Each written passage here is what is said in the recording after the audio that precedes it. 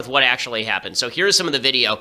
On Saturday, there was something called Unite the Right. Unite the Right was an event organized by people like Richard Spencer. A bunch of white supremacists decide that they are going to, or white separatists, white nationalists decide they're going to put together this march in Charlottesville, Virginia. And they get, I guess, about 1,000 people to show up on Friday night. They have a torchlight parade holding tiki torches, and it's a bunch of nerdy losers who have never been laid in their lives showing up to talk about how black people are awful, and they think this makes them cool. They did that on Friday night. And then in Charlottesville the next day, they were doing a march, and things take a turn for the worse because Antifa shows up. And some of the protesters, I'm sure, are people who are not Antifa. They just want to protest the white supremacy, the white supremacism that they're seeing on display. And some of the people definitely are Antifa. The violent people are Antifa. It's sort of like what happened at Berkeley when Milo Yiannopoulos spoke there. You had some leftist protesters who showed up, and then Antifa came in and decided to make the whole thing violent. We've seen this sort of thing happen all over the country. So that's nothing new. Okay, we saw that happen at Berkeley, and we've had on people on the show who were victims of that violence in Berkeley. We've seen it happen in Sacramento, California. We saw it happen in Seattle again over the weekend. So we're going to show you some of this footage. So here is a little bit of the video of Antifa getting violent in Charlottesville on Saturday. So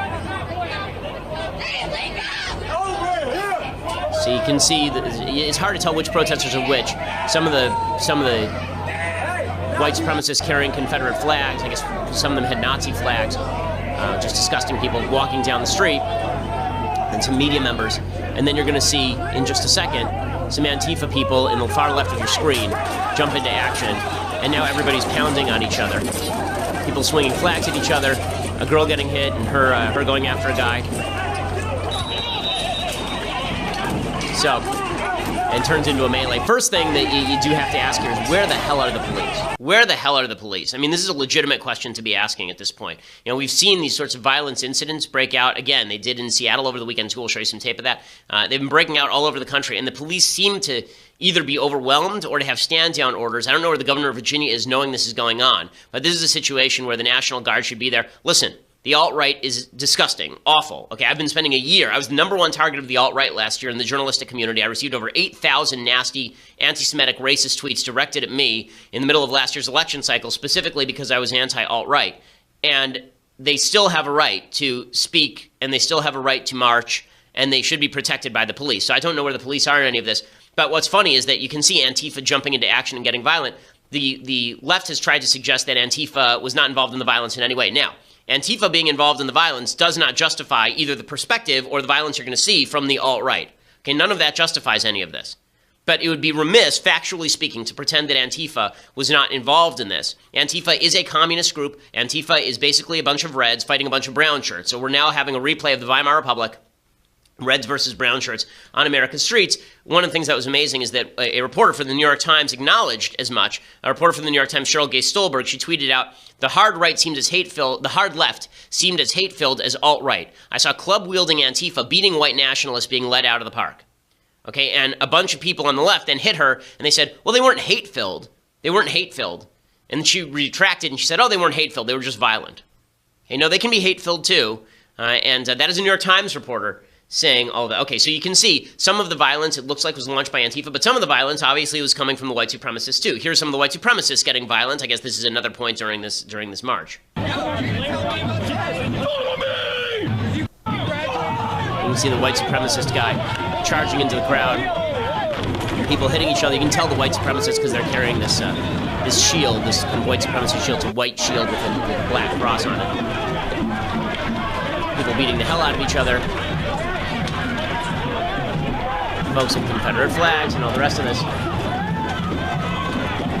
Okay, and now you can see. Okay, so that's enough of that one. We can also see that some of the people who were arrested in Charlottesville were members of the left. So again, I'm trying to point out that the violence at the beginning was on both sides. Then we'll get to the actual murder. Okay, so the violence was on both sides in this particular instance. That's not to say that people who are anti-white supremacy are the same morally as people who are white supremacists. They're not. And it's also not to say that Reds are the same as everybody who's in the crowd, because that's not true either.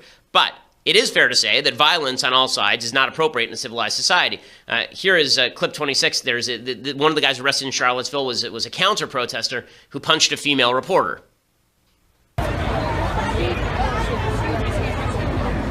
Lauren, I'm sorry, please put that away. I understand, can you please put that away?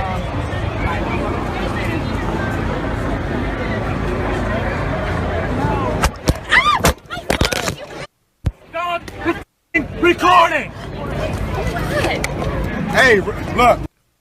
Okay, so you can't really see much there, but the woman who's holding the camera is a reporter, and she's socked in the head by one of the Antifa, presumably counter-protesters.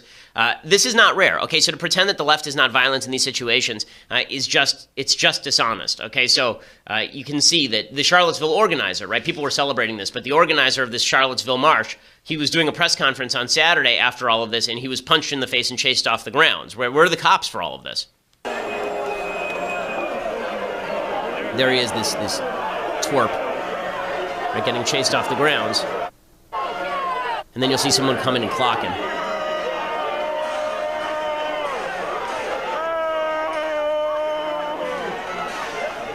Okay, so they chase him away. Again, is any of that justified in a civilized society? No, it really is not.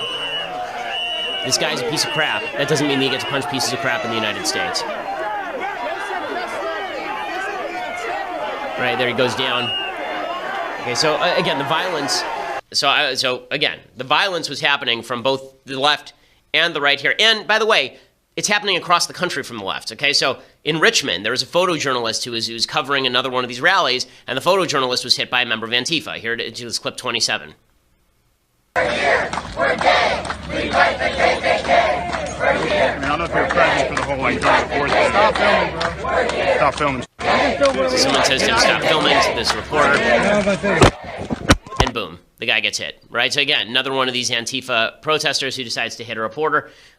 In Seattle yesterday, there was another one of these rallies. This time it was not a white supremacist versus red rally. This was apparently just a pro-Trump group that has openly disavowed any sort of white supremacism. And the Antifa protesters show up and start beating the crap out of people. Let's go!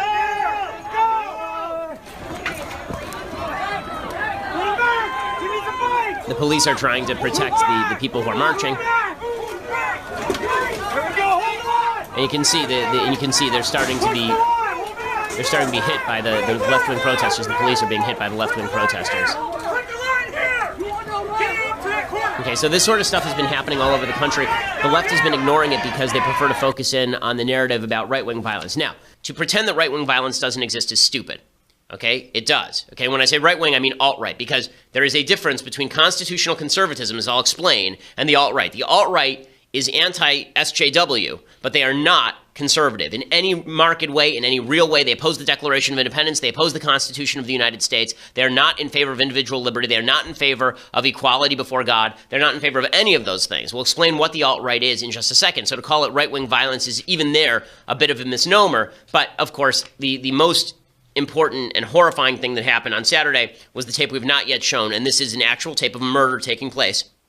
This is a 20-year-old piece of crap alt-righter from Ohio who takes his car and rams it into a bunch of the protesters against the alt-right in Charlottesville. Here's the actual tape of it. Here comes the car. You see him. He actually accelerates into the crowd. 1 dead, 19 injured. And then people crowd around behind the car, and the guy reverses and comes back at 40 miles an hour down the street.